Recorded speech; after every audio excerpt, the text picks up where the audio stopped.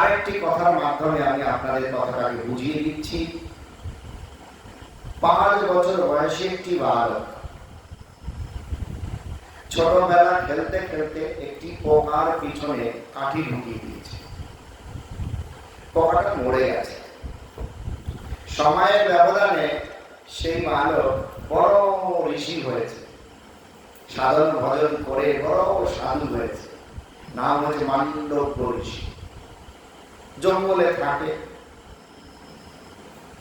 একদিন রাজা লক্ষ্য করল রাজ্যে ডাকাতের উৎপাত হয়েছে। তাই সেনাদেরকে বলল, তোমরা ডাকাত সেজে ডাকাতগুলোকে ধরো। এই খবর পেয়ে ডাকাতগুলো সেনা সেজে গেল। ডাকাত সেনা সেজে ডাকাতি করলো যাতে রাজার দোষ করে, আর সেনাগুলো ডাকাত সেজে সেই ছদ্মবেশী সেনা যারা প্রকৃত ডাকাত তাদেরকে ধাওয়া করল। তারা নিজেদেরকে বাঁচানোর জন্য ধন সম্পত্তি নিয়ে দৌড়াতে দৌড়াতে মান্ডব ঋষির আশ্রমে গিয়ে বলল, দেখো আমরা রাজার সেনা, আমাদের কাছে অনেক ধন সম্পত্তি আছে, পিছনে কতগুলো ডাকাত আমাদেরকে ধাওয়া করেছে,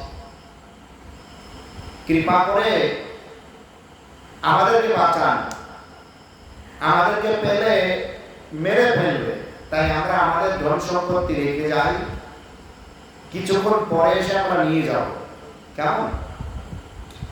তা না হলে ধন সম্পত্তি লুট হয়ে গেলে রাজাও তো ছেড়ে দেবে না। এই জন্য এই কথা বলে মান্ডব্য ঋষিকে তাদের দুঃখের কথা জানাল।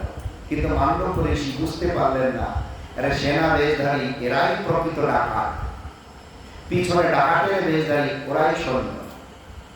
আর তারা সমস্ত ডাকাতি করা ধন দৌলত মান্ডব্য ঋষির আশ্রমে রেখে সেখান থেকে চলে গেলেন, লুকিয়ে পড়লেন।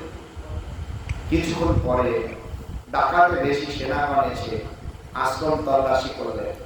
মান্ডব্য ঋষি ক্রোধান্বিত হয়ে, ক্রোধিত হয়ে, এই এটা কি করছো? এখান থেকে চলে যাও, ভালো ভালো, নাহলে আমি অভিশাপ দেব। তোমরা আমাদের রাজ্যের ক্ষতি সাধন করতে এসেছো, সেনাদের মারতে উদ্বুদ্ধ হয়েছ, এটা হতে দেব না আমি থাকতে। ডাকাতের বেশধারী সেনাগণ বলছে, আপনি ভুল করছেন, তারা প্রকৃত সেনা নয়, তারাই প্রকৃত ডাকাত। এইভাবে ছদ্মবেশে ডাকাতি করাতে রাজা আমাদেরকে আদেশ করেছে আমরা যাতে ডাকাতের বেশ ধরে তাদেরকে ধরি। তাই আমরা আপনার আশ্রম তল্লাশি করব।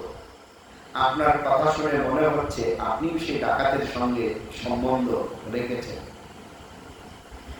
আশ্রম তল্লাশি করে সমস্ত লুটপাট করা ধন সম্পত্তি গুলো পেলেন, আর তাকে ধরে রাজার কাছে নিয়ে আসলেন। এইভাবে রাজা সেই মান্ডব্য ঋষিকে ডাকাতদের সঙ্গে সম্বন্ধ আছে ভেবে নিয়ে, কিন্তু সম্বন্ধ নেই, তাকে ভুল বুঝিয়েছে, কিন্তু তারপরেও সম্বন্ধ আছে ভেবে নিয়ে রাজদ্রোহী অপরাধে তাকে শুলে চড়ালো, ত্রিশূলের উপরে বসিয়ে দিল। একটা ত্রিশূলের উপরে ব্যক্তিকে বসিয়ে দিলে সঙ্গে সঙ্গে তিনি মারা যান। কিন্তু সেই রাজা তার তপস্যা বলে ত্রিশূলকে ভেদ করলো না এবং দিব্য শরীরে চলে গেলেন যমরাজের কাছে, গিয়ে প্রশ্ন করলেন, কোন পাপের ফলে আমাকে ত্রিশূলে বসিয়েছ? যমরাজের কাছে গিয়ে জিজ্ঞাসা করছে, কোন পাপের ফলে আমাকে ত্রিশূলে বসিয়েছ? সৌরভ প্রভুকে এই কথাটা বলার সাহস হবে যমরাজকে?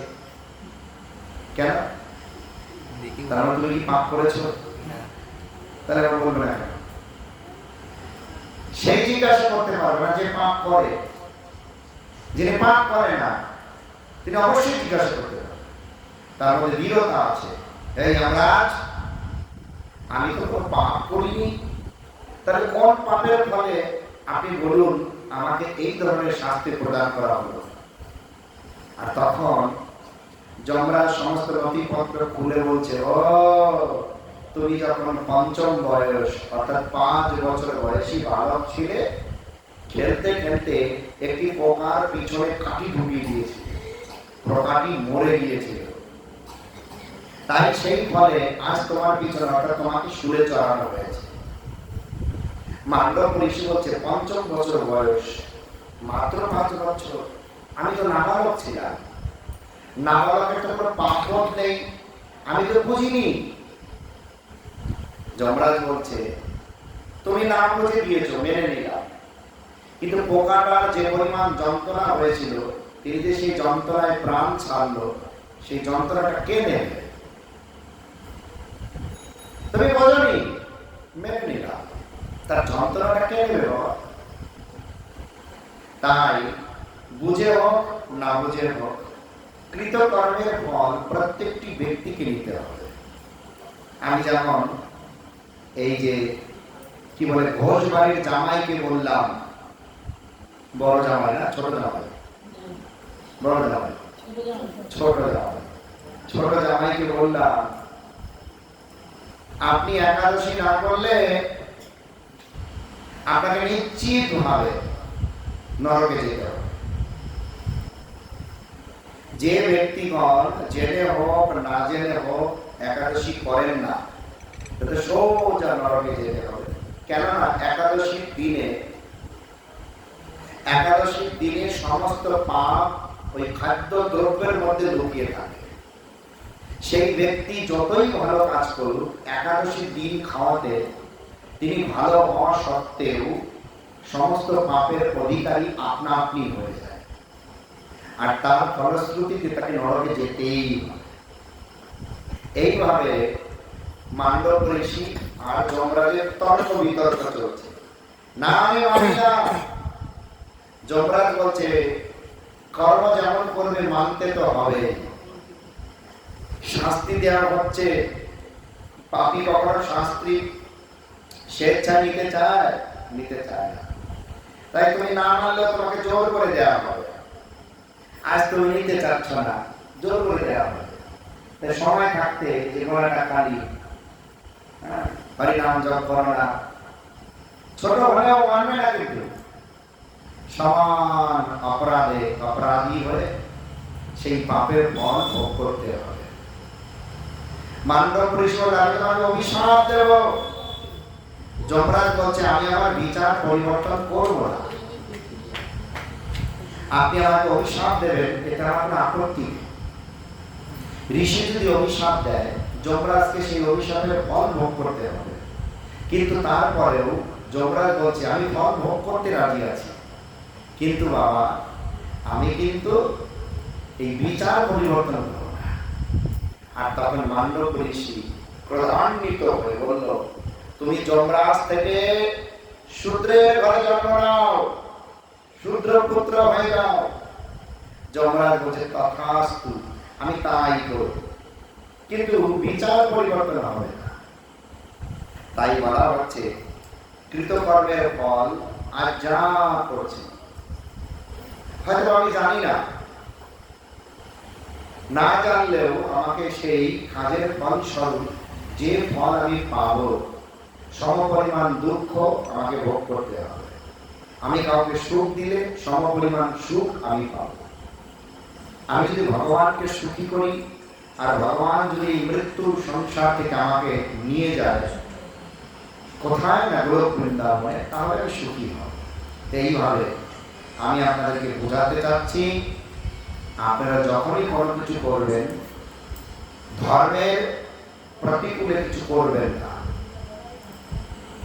ধর্ম সাক্ষাৎ ভগবৎ প্রণীতম। ধর্ম বলা হয় কোন বস্তুর নিত্য স্বাভাবিক প্রবণতা। তো আপনি কে যদি প্রশ্ন করা হয়, তাহলে বলবেন আমি আত্মা, আমি জীব, আমি আত্মা।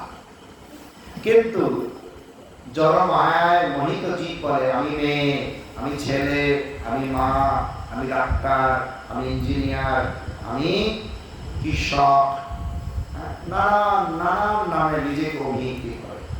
আমি হিন্দু, আমি মুসলিম, আমি বৌদ্ধ, আমি খ্রিস্টান, আমি জৈন, ভিন্ন ভিন্ন নামে নিজেকে অভিহিত করে। কিন্তু বিচার করতে গেলে গঠনগতভাবে কোনো ভেদ নেই, সবাই আত্মা। আমি কে? আত্মা।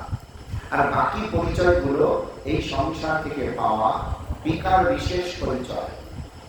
ভুলে গিয়ে নিজেকে এইভাবে বলি আমি অমুক অমুক অমুক, কিন্তু আমি কে? না আত্মা। আত্মাটা কে? না ভগবানের নিত্য দাস। জীবের স্বরূপ হয় কৃষ্ণের নিত্য দাস, কৃষ্ণের তটস্থ শক্তি বেদাবের প্রকাশ। জীব মাত্রই তারা ভগবান কৃষ্ণের নিত্য দাস। যে জীব এই নিত্য দাসত্ব ভুলে গেছে সেই জীবের দুঃখের সীমা নেই। কিন্তু এই যে এখানে দুর্গা মায়ের পূজার জন্য আয়োজন করা হয়েছে, আয়োজন অর্ধেকটা হয়েছে, আর তার আগেই ভগবানের কথা হচ্ছে, খুবই আনন্দ হচ্ছে। মা না থাকলেও প্রতীকী মা আছে, মায়ের চরণে বসে ভগবানের গুণ মহিমা কীর্তিত হচ্ছে, এবং ধন্য ধন্য ব্যাপার, আনন্দের ব্যাপার। কিন্তু কি করতে হবে? আমরা সবাই কৃষ্ণের নিত্য দাস, মাও কৃষ্ণের নিত্য দাস। কৃষ্ণ যেমন যেমন তাকে প্রেরণা দিচ্ছে তেমন তেমন ভাবে তিনি এই সংসারে কখনো মহামায়ার কখনো যোগমায়ার কার্য করছে। এখন প্রশ্ন হচ্ছে, জীব যদি ভগবানের এই দাসত্ব ভুলে যায় তখন জীব তার স্বাধীনতা অনুসারে যা মনে চায় তাই করে, যা মনে চায় তাই করে। আর এইভাবে তখন তিনি যে সকল কার্যগুলো করে আর সেই কার্যের ফলে তাকে দুঃখ ভোগ করতে হয়। কিন্তু আমার প্রশ্ন হচ্ছে, আপনাদের মধ্যে কেউ আছে যে সত্যিকারী অর্থে দুঃখ চায়? কেউ নেই, কেউ নেই। এই খণ্ডক্ষেত্র গ্রামবাসীদের মধ্যে কেউ বলবেন আমি দুঃখ চাই। জেনে হোক না জেনে হোক সবাই আনন্দ চায়। আর এই আনন্দ পেতে গেলে আপনি যে কৃষ্ণ দাস, এই কৃষ্ণ দাসত্ব ভুলে গেলে মায়া আমাদেরকে জাপটিয়ে ধরবে, এমন ভাবে ধরবে। আর তখন আমরা ভগবানকে ভুলে মায়ার সংসারে আবদ্ধ হয়ে আমরা যা ইচ্ছা তাই করব, আমাদের কোনো বিচার বোধ থাকবে না। তাই আপনাদের চরণে আমার বারংবার অনুরোধ, আপনারা কৃষ্ণের দাসত্ব ভুলবেন না, আর দুঃখকে ডেকে আনবেন না। এইভাবে সর্বদা কৃষ্ণ দাসত্ব ভাব বজায় রেখে দাস সর্বদা মালিকের সুখের জন্য কাজ করে।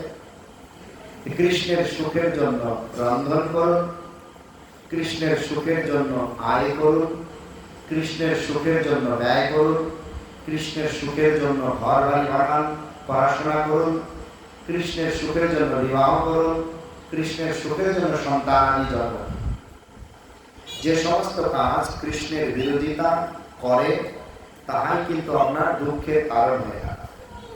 তাই সকলে মিলে একবার বলুন, হরে কৃষ্ণ হরে কৃষ্ণ কৃষ্ণ কৃষ্ণ হরে হরে হরে